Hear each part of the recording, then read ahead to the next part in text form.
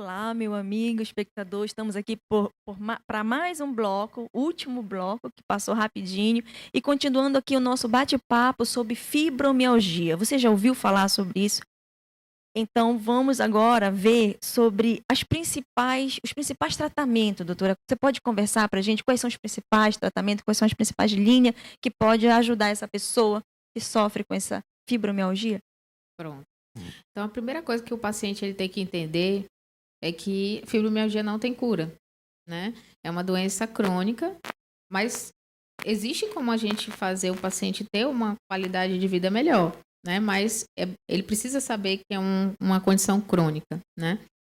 Então, é um problema real, né? É um problema objetivo e a, a- o maior ganho vem do tratamento não farmacológico, né? Assim, o tratamento não farmacológico é o mais importante do que a medicação. A medicação é importante, sim, para ajudar o paciente a seguir o tratamento não farmacológico. Então, qual é o principal pilar, né, do tratamento da fibromialgia? Sem sombra de dúvida, é a atividade física.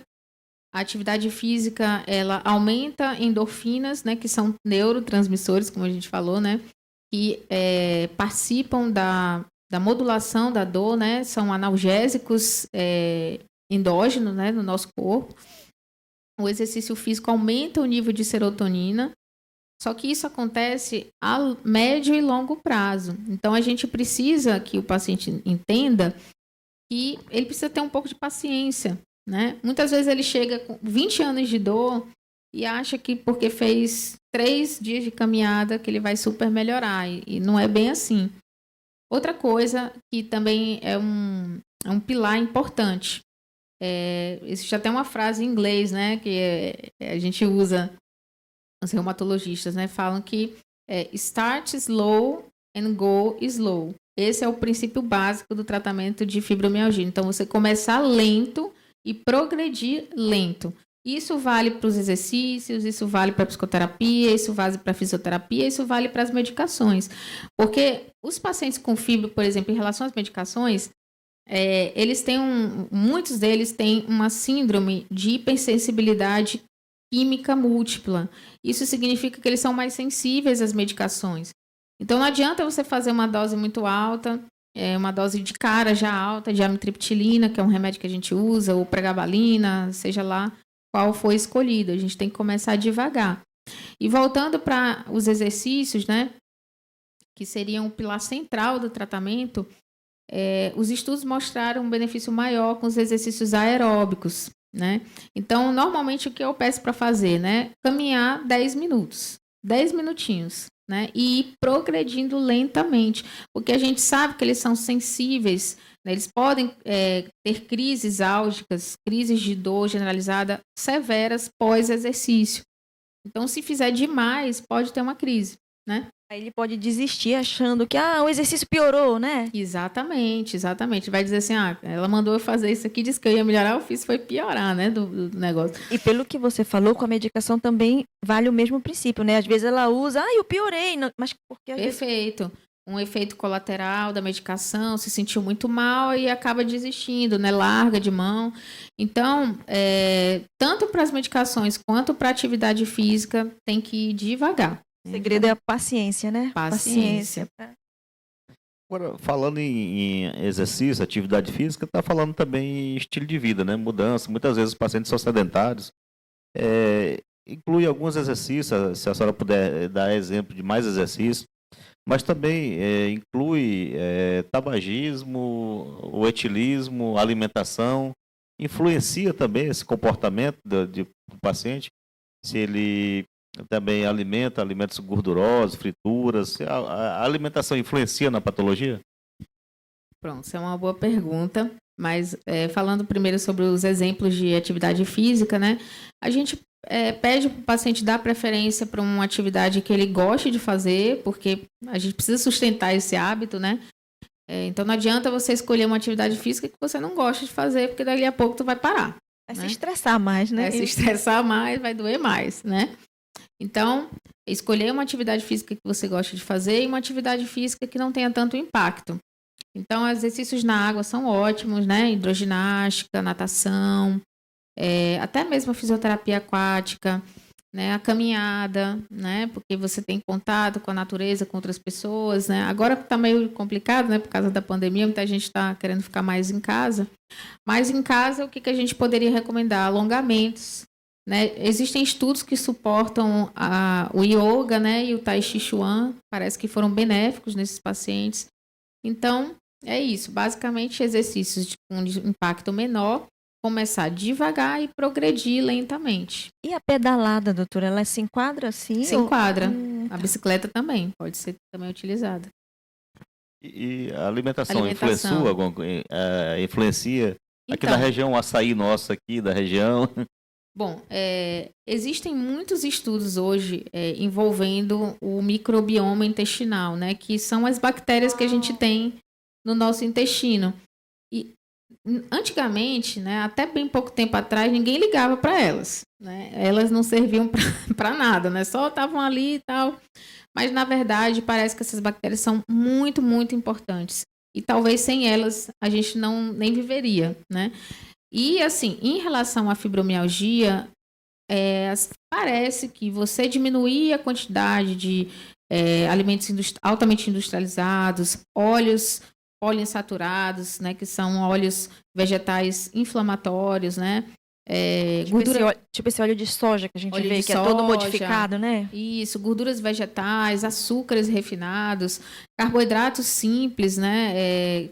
Aquelas farinhas brancas que não tem nutriente nenhum, desbalanceariam essas bactérias do ponto de vista de qualidade e de quantidade. E isso reduziria a quantidade de serotonina que essas bactérias produzem, porque nós descobrimos que o nosso intestino é um segundo cérebro. Uau, isso que eu ia te perguntar, por isso que é tão importante, né? E ninguém dá muita importância para ele, mas olha, pensando bem, ele que absorve tudo, né? Ele que vai absorver triptofano, que vai gerar vários neurotransmissores, isso mesmo. né? Então, se ele não estiver funcionando, nada.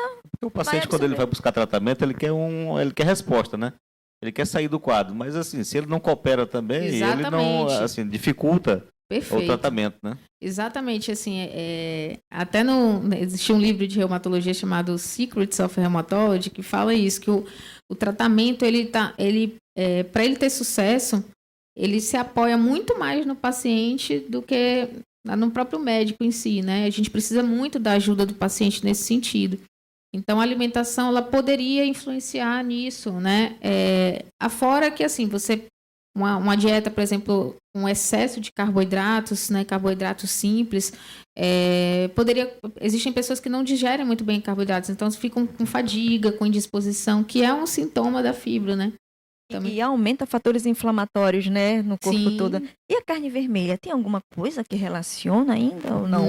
Eu não saberia te dizer, teria que pesquisar. Não, eu só lembrei porque na endometriose já tem vários estudos que mostram que a carne vermelha, para quem tem endometriose, não seria para ser todo dia, tinha que ter uma moderação, né?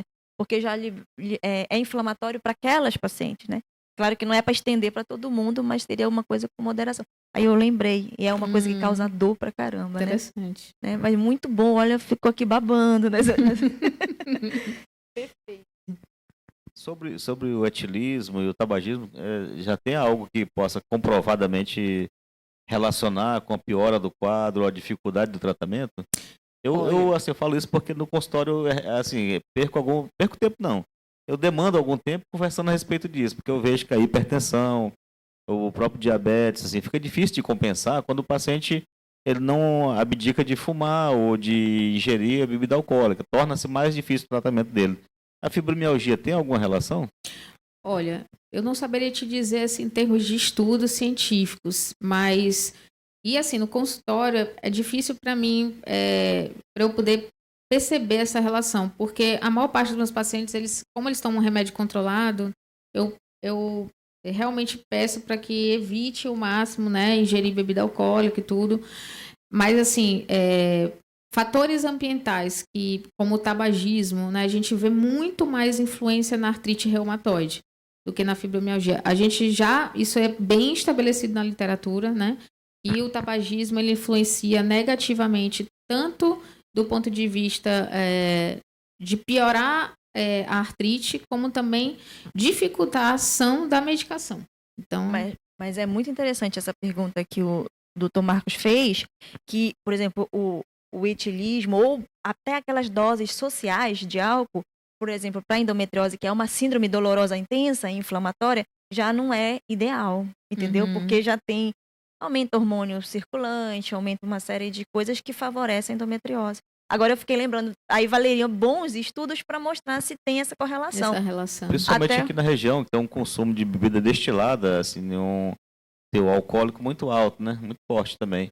E porque até os pacientes que são indisciplinados, têm uma vida com a ingesta alcoólica, mostra-se que eles não são muito aplicados a tomar o medicamento de forma adequada, no horário adequado também, e isso dificulta o tratamento, assim, acho que todas as patologias, na verdade. E doutora, e a psicoterapia, ela tem um papel importante nesse tratamento? Sem dúvida. A psicoterapia, eu digo que ela é importante para aquele paciente que não sabe lidar com os problemas do dia a dia, porque problemas sempre vão existir, não é verdade? Mas os problemas podem afetar tanto aquele paciente do ponto de vista emocional, que ele pode ter crises de dor, né? A gente sabe que a fibromialgia é uma patologia que o sistema emocional ele é muito envolvido na doença. Então, para aqueles pacientes que realmente precisam, eu não digo controlar o emocional, né? Porque É como se fosse um gerenciamento de estresse, né? Isso, porque a gente não vai ficar livre dele, mas a gente tem que aprender a gerenciar, né? Exatamente. É você não deixar a emoção te dominar, porque assim, as emoções elas fazem parte de nós, né? A gente vai sentir raiva, vai sentir ansiedade, vai ficar triste em muitas situações, ainda mais agora, né? Nessa época que a gente está vivendo. Mas, ao mesmo tempo, algumas pessoas, não são todas que vão precisar de psicoterapia, mas alguns precisam para saber lidar com a própria doença, porque às vezes não aceitam, ou saber lidar com situações corriqueiras do dia a dia, porque isso pode levar a um descontrole emocional e, consequentemente, uma crise álgica, né? Uma crise de dor generalizada. Doutora, na sua vivência, na sua experiência, atendendo essa patologia, isso interfere na vida laborativa dos pacientes, afastam muito eles por muitos dias do trabalho, chega ao ponto de gerar incapacidades ou afastamentos para, exemplo, de INSS, auxílio de saúde, chega a esse ponto? Sim, chega a esse ponto. Quando o paciente tem crise álgica, né, de fibromialgia, ele realmente fica incapacitado por causa da dor, da fadiga intensa, da indisposição. Então, é uma das maiores causas de afastamento do trabalho relacionado à doença reumática, né? É uma das causas que mais afastam, tanto nos Estados Unidos como no Brasil, né, também. E, doutora, e uma pergunta aqui interessante. A gente viu que o sono também é importante, né, para tanto para melhora e tanto para talvez algum gatilho, né? Existe alguma dica sobre exercício e sono, mais ou menos, ou o horário desse exercício, ou alguma dica mesmo de higiene de sono que você daria? Sim, o sono na fibromialgia afeta fase 4, né? O sono ele é dividido em fases, né? Existe o sono REM e o sono não REM. O sono não REM ele é dividido em 4 etapas. E na fibromialgia, a etapa 4, né, que é o sono mais profundo, ele está comprometido. Então, a pessoa ela não consegue aprofundar. Então, ela fica tendo pequenos despertares noturnos sem perceber e quando acorda cansada. Então, os exercícios aeróbicos foram os que mais se associaram a um sono mais reparador. Existem algumas dicas, né, que a gente dava ao paciente, por exemplo, comer mais kiwi, né? Porque o kiwi ele tem uma substância que parece com a serotonina, então isso pode aumentar, pode melhorar a qualidade do sono, né? Desligar tudo, não deixar nada de LED, nem o LED do ar-condicionado. Se não tiver como desligar, coloca um adesivo, alguma coisa, para não deixar tudo realmente escuro, né? Algumas pessoas indicam. Alguns especialistas de sono indicam usar óleos essenciais no travesseiro, né? Tipo lavanda, usar, como é que fala? Lençóis bem macios, né? Evitar de ler ou de ter televisão no quarto, ou ficar deitada lendo, ou comer no quarto, reservar o quarto somente para o sono, né? E existem alguns despertadores hoje, que são os despertadores que simulam o sol, né? Que despertam o paciente de uma maneira mais lenta, assim, ele vai acordando aos poucos, né? Mais fisiológico. Chegamos ao final nesse programa maravilhoso em que podemos descobrir detalhes sobre fibromialgia, tá? E eu gostaria de mandar um abraço aqui para Dármina. Dármina, sentimos muito a sua falta hoje, tá? E agradecer já a doutora Aline por estar aqui com a gente, tirou esse tempo para estar nos explicando sobre essa fibromialgia, que ela é um tanto enigmática, mas ficou de uma maneira tão clara para a gente, tá? Obrigada, Aline. Eu que agradeço, Regiane, doutor Marcos, pela oportunidade de falar sobre um tema tão importante como esse.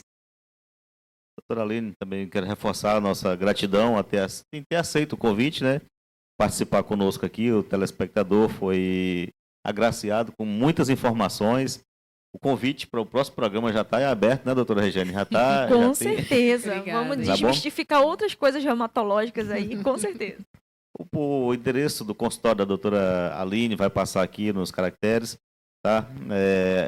Pode entrar em contato, marcar sua consulta, que ela vai certamente esclarecer a respeito de outras doenças reumatológicas também.